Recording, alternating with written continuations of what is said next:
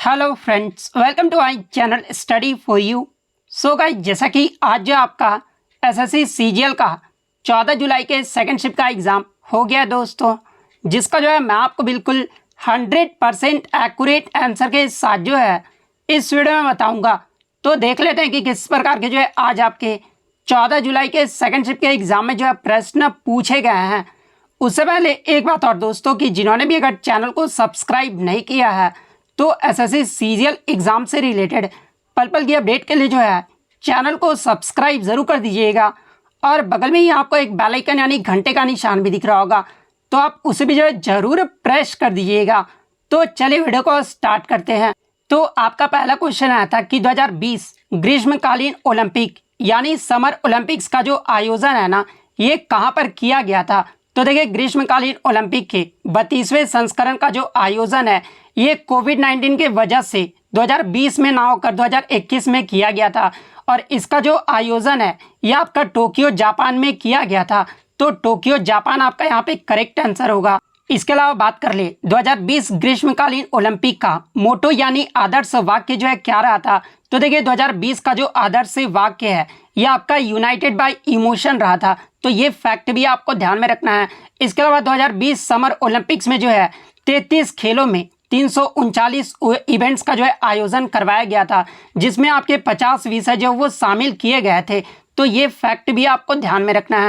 इसके अलावा एग्जाम में एक प्रश्न और पूछा जाता है कि 2020 समर ओलंपिक्स में भारत के तरफ से जो है ध्वजवाहक जो है वो कौन रहे थे। तो देखिए, मैं आपको बता दूं कि एमसी मैरी कॉम और पुरुष हॉकी टीम के कप्तान मनप्रीत सिंह जो उद्घाटन समारोह के जो है इसमें भारतीय दल के जो है वो ध्वजवाहक रहे थे। इसके अलावा बात कर ले समापन समारोह के ध्वजवाहक कौन रहे थे। तो देखिए, कांस्य पदक विजेता बजरंग पूनिया जो है समापन समारोह के ध्वजवाहक रहे थे।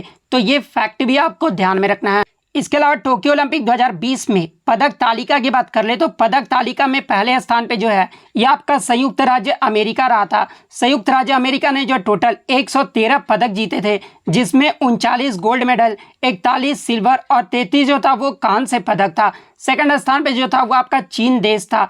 चीन के द्वारा जो है 88 जो है वो पदक जो है वो जीते गए थे। इसके अलावा बात कर ले भारत के द्वारा कितने पदक जीते गए थे। तो देखिए, टोक्यो ओलंपिक में भारत के द्वारा जो है ये 7 पदक जीते गए थे, जिसमें 1 गोल्ड, 2 सिल्वर और 4 जो था वो आपका ब्रॉन्ज मेडल शामिल था। और भारत का पोजीशन कितना था। तो देखिए, भारत जो है इसमें 48वें पायदान पे रहा था। तो ये फैक्ट भी आपको ध्यान में रखना है। इसके अलावा बात कर ले टोक्यो ओलंपिक 2020 का शुभंकर क्या रहा था। तो देखिए, टोक्यो ओलंपिक 2020 का जो शुभंकर है ना, ये आपका मिराई तोवा रहा था। इसके अलावा बात कर ले ग्रीष्मकालीन पहले ओलंपिक खेलों का आयोजन जो है ये कब और कहां पर किया गया था। तो देखिए, पहले ग्रीष्मकालीन ओलंपिक का जो आयोजन है ना, ये 1896 में एथेंस ग्रीस में जो है ये आयोजित किया गया था। तो ये फैक्ट भी आपको ध्यान में रखना है। इसके अलावा 2016 का जो ग्रीष्मकालीन ओलंपिक है ये कहाँ पर आयोजित किया गया था। तो ये आपका रियो में आयोजित किया गया था। इसके अलावा जो आपका 2024 में जो ग्रीष्मकालीन ओलंपिक होगा ये कहाँ पर आयोजित किया गया था। तो ये आपका पेरिस फ्रांस में आयोजित किया जाएगा। और देखिए, मैं आपको बता दूं कि ये जो आपका ग्रीष्मकालीन ओलंपिक है ना, ये प्रत्येक 4 साल बाद जो है ये आपका आयोजित किया जाता है। इसके अलावा शीतकालीन ओलंपिक की बात कर ले यानी विंटर ओलंपिक्स की बात कर ले तो देखिए, 2018 का जो शीतकालीन ओलंपिक है ये आपका प्योंगचांग में आयोजित किया गया था। और 2022 का जो आपका 2023 में हुआ था ये आपका बीजिंग चीन में जो है आयोजित किया गया था। इसके अलावा 2026 की बात कर ले तो देखिए, 2026 का जो शीतकालीन ओलंपिक है ना, जो कि आपका 25वां शीतकालीन ओलंपिक है, और ये आपका इटली के शहर मिलान और कॉर्टिनिया में जो है ये आपका आयोजित किया जाएगा। इसके अलावा 2028 समर ओलंपिक्स यानी ग्रीष्मकालीन ओलंपिक्स की बात कर ले तो देखिए, 2028 का जो ग्रीष्मकालीन ओलंपिक है ना, ये आपके संयुक्त राज्य अमेरिका के लॉस एंजलिस शहर में जो है ये आपका आयोजित किया जाएगा। इसके अलावा 2032 का जो ग्रीष्मकालीन ओलंपिक है ये आपका ऑस्ट्रेलिया के ब्रिस्बेन में आयोजित किया जाएगा। तो ये सारे फैक्ट जो है आपको ध्यान में रखना है। नेक्स्ट क्वेश्चन आपका यहाँ पर आता है कि 36वें राष्ट्रीय खेल 2022 का जो आयोजन है ये कहाँ पर किया गया था। तो देखिए, 36वें राष्ट्रीय खेल 2022 का जो आयोजन है ना, ये आपका गुजरात राज्य में किया गया था। तो गुजरात आपका यहाँ पे करेक्ट आंसर होगा। इसके अलावा बात कर ले गुजरात के कितने शहरों में किया गया था। तो देखिए, गुजरात के 6 शहरों में किया गया था। और वो 6 शहर कौन कौन से हैं। तो पहला आपका अहमदाबाद, सेकंड गांधीनगर, थर्ड सूरत, फोर्थ आपका वडोदरा, फिफ्थ आपका राजकोट और सिक्स्थ आपका भावनगर। ये 6 शहरों में जो है गुजरात के 6 शहरों में आयोजित किया गया था। तो ये फैक्ट भी आपको ध्यान में रखना है। इसके अलावा 36वें राष्ट्रीय खेल के पदक तालिका की बात कर ले तो पहले स्थान पे जो आपका सर्विसेज का टीम रहा था। सर्विसेज ने जो टोटल 128 पदक जीते थे। सेकंड स्थान पे जो आपका महाराष्ट्र राज्य रहा था। अब आप बोलेंगे कि महाराष्ट्र ने जो टोटल 140 मेडल जीते थे तो महाराष्ट्र जो है वो पहले स्थान पे आएगा। लेकिन मैं आपको बता दूं कि जिस टीम के द्वारा सबसे ज़्यादा जो गोल्ड मेडल जीता जाता है ना, वही जो है पहले स्थान पे जो है वो काबिज होता है। तो सर्विसेज के द्वारा जो है 61 पदक जो है वो गोल्ड मेडल जीता गया था और महाराष्ट्र के द्वारा मात्र 39 गोल्ड मेडल ही जो है वो जीता गया था। इसलिए महाराष्ट्र जो है ये आपके दूसरे पायदान पे रहा था और तीसरे पायदान पे जो है ये आपका हरियाणा राज्य रहा था। हरियाणा ने जो टोटल 116 पदक जीते थे जिसमें 38 जो है वो गोल्ड मेडल जीता गया था। इसके अलावा मैं आपको बता दूं कि 36वें राष्ट्रीय खेल में कर्नाटक के 14 साल के हंसिका रामचंद्रा को जो है बेस्ट महिला एथलीट का जो है अवार्ड जो है वो दिया गया था। हंसिका रामचंद्रा ने जो है कर्नाटक राज्य के एथलीट के तरफ से जो है ये 6 स्वर्ण और 1 कांस्य पदक जो है वो जीता था। तो ये फैक्ट भी आपको ध्यान में रखना है। इसके अलावा 35वें राष्ट्रीय खेल का जो आयोजन है ये आपका 2015 में केरल राज्य में जो वो किया गया था। इसके अलावा 37वें राष्ट्रीय खेल का आयोजन की बात कर ले तो ये आपका जो है गोवा में जो है वो आपका आयोजित किया जाएगा और ये आपका 2023 में आयोजित किया जाएगा। तो ये फैक्ट भी आपको ध्यान में रखना है। नेक्स्ट क्वेश्चन आपका यहाँ पर आता है कि 1875 में किस समाज की स्थापना जो है वो की गई थी। तो देखिए आर्य समाज की जो स्थापना है ना, ये स्वामी दयानंद सरस्वती के द्वारा 1875 में बॉम्बे में जो है वो किया गया था। तो आर्य समाज आपका यहाँ पे करेक्ट आंसर होगा। इसके अलावा बात कर ले अन्य समाज के बारे में तो देखिए आत्मीय सभा की जो स्थापना है ये राजा राम मोहन राय के द्वारा 1814 में जो है कोलकाता में जो है वो किया गया था। इसके अलावा ब्रह्म समाज की जो स्थापना है ये राजा राम मोहन राय के द्वारा जो है कोलकाता में 1828 में जो वो किया गया था। इसके अलावा राजा राम मोहन राय की बात कर ले तो देखिए राजा राम मोहन राय को जो है भारतीय पुनर्जागरण के पिता के रूप में भी जो है वो जाना जाता है। इसके अलावा अगर प्रार्थना समाज की बात कर ले तो देखिए प्रार्थना समाज की जो स्थापना है ये 1867 में बॉम्बे में आत्माराम पांडुरंग के द्वारा किया गया था। एशियाटिक सोसाइटी की जो स्थापना है ये 1784 में सर विलियम जोन्स के द्वारा जो वो किया गया था और 1832 में एशियाटिक सोसाइटी का जो नाम बदलकर जो है ये आपका the Asiatic Society of Bengal जो है इसका नाम जो है वो रख दिया गया और फिर 1936 में फिर से इसका नाम बदलकर जो है the Royal Asiatic Society of Bengal जो है वो रख दिया गया था। इसके अलावा सत्य शोधक समाज की जो स्थापना है ये ज्योतिराव फुले के द्वारा 1873 में पुणे महाराष्ट्र में जो वो किया गया था। इसके अलावा ये जो आपका गुलामगिरी जो नामक पुस्तक है ना, ये आपका ज्योतिराव फुले के द्वारा 1873 में जो इस पुस्तक को जो वो लिखा गया था। तो ये सारे फैक्ट जो है आपको ध्यान में रखना है। नेक्स्ट क्वेश्चन आपका यहाँ पर आता है कि विच एल्गे इज रोडोफाइसी, यानी रोडोफाइसी के सदस्यों का सामान्यतः जो है ये किस प्रकार के शैवाल जो है वो कहा जाता है। तो देखिए रोडोफाइसी के सदस्यों को समानता जो है ये आपका लाल शैवाल यानी रेड एल्गी जो है वो कहा जाता है। तो रेड एल्गी आपका यहाँ पे करेक्ट आंसर होगा। नेक्स्ट क्वेश्चन आपका यहाँ पर आता है कि गुरु बिपिन सिंह का संबंध ये जो है किस शास्त्रीय नृत्य से है। तो देखिए गुरु बिपिन सिंह का जो संबंध है ना ये मणिपुरी शास्त्रीय नृत्य से है। तो मणिपुरी आपका यहाँ पे करेक्ट आंसर होगा। इसके अलावा मैं आपको बता दूं कि गुरु बिपिन सिंह को जो है मणिपुर नृत्य शैली का पिता के रूप में भी जो है वो जाना जाता है। इसके अलावा मैं आपको बता दूं कि मणिपुरी नृत्य को जो है जागोई के नाम से भी जो है वो जाना जाता है और ये जो आपका मणिपुरी नृत्य है ना ये मुख्य रूप से राधा और कृष्ण के प्रेम प्रसंग पर जो है ये आपका बेस्ड है। इसके अलावा बात कर लें मणिपुरी नृत्य के प्रमुख कलाकारों के नाम के बारे में, जैसे कि गुरु चंद्रकांता सिन्हा, नारायण आचार्य, गुरु नीलाम थप मुखर्जी, गुरु हरिचरण सिंह, विभूति देवी, कलावती देवी, गुरु अमली सिंह, अम्बाज सिंह, झावेरी बहने, रीता देवी और गोपाल सिंह, इन सभी का जो संबंध है ना ये मणिपुरी नृत्य से है। तो ये फैक्ट भी आप ध्यान में रखिएगा। नेक्स्ट क्वेश्चन आपका यहाँ पर आता है कि शकूर खान का जो संबंध है ये किस वाद्य यंत्र से है। तो देखिए शकूर खान का जो संबंध है ना ये सारंगी वाद्य यंत्र से है। तो सारंगी आपका यहाँ पे करेक्ट आंसर होगा। इसके अलावा पंडित राम नारायण, रमेश मिश्रा और सुल्तान खान, इनका भी जो संबंध है ना ये सारंगी वाद्य यंत्र से है। तो ये फैक्ट भी आप ध्यान में रखिएगा। नेक्स्ट क्वेश्चन आपका यहाँ पर आता है कि दसकतिया भारत के किस क्षेत्र में जो है लोकप्रिय लोक रंगमंच का जो है एक रूप है। तो देखिए ये जो आपका दशकतिया लोकगीत है ना, ये उड़ीसा राज्य का जो है एक लोकगीत है। तो उड़ीसा आपका यहाँ पे करेक्ट आंसर होगा। नेक्स्ट क्वेश्चन आपका यहाँ पर आता है कि चंदेरी का युद्ध ये जो है किसके मध्य लड़ा गया था। तो देखिए चंदेरी का जो युद्ध है ना, ये आपका 29 जनवरी 1528 ईस्वी में मुगलों तथा राजपूतों के मध्य लड़ा गया था, जिसमें मुगलों का नेतृत्व जो है ये बाबर के द्वारा किया गया था और राजपूतों का जो नेतृत्व है ना, ये मेदिनी राय के द्वारा जो है वो किया गया था। और इस युद्ध में जो है बाबर जो है वो विजयी रहा था और मेदिनी राय की जो है वो हार हो गई थी। इसके अलावा बात कर ले बाबर के द्वारा लड़े गए अन्य युद्ध के बारे में, जैसे कि 1526 में आपका पानीपत का प्रथम युद्ध लड़ा गया था, जो कि बाबर और इब्राहिम लोदी के मध्य लड़ा गया था, जिसमें बाबर जो है वो विजयी रहा था। इसके अलावा 1527 में खानवा का युद्ध लड़ा गया था, जो कि आपका राणा सांगा और बाबर के मध्य लड़ा गया था और इसमें भी जो है बाबर जो है वो विजयी रहा था। 1529 में जो आपका घाघरा का युद्ध लड़ा गया था, जो कि आपका बाबर और महमूद लोदी के मध्य लड़ा गया था, जिसमें बाबर जो है वो विजयी रहा था। तो ये सारे फैक्ट जो है आपको ध्यान में रखना है। नेक्स्ट क्वेश्चन आपका यहाँ पर आता है कि एक न्यायाधीश को एक उच्च न्यायालय से दूसरे उच्च न्यायालय में जो है ट्रांसफर यानी स्थानांतरित करने का जो अधिकार है ये किसके पास होता है। तो देखिए मैं आपको बता दूं कि संविधान के अनुच्छेद 222 के तहत भारत के राष्ट्रपति द्वारा जो है एक जो उच्च न्यायालय के जो जज होते हैं ना, वो दूसरे उच्च न्यायालय में ट्रांसफर करने का जो अधिकार है ये भारत के राष्ट्रपति के पास जो है वो होता है। तो भारत के राष्ट्रपति आपका यहाँ पे करेक्ट आंसर होगा। इसके अलावा बात कर ले अनुच्छेद 226 के तहत कौन जो वो रिट जारी करते हैं।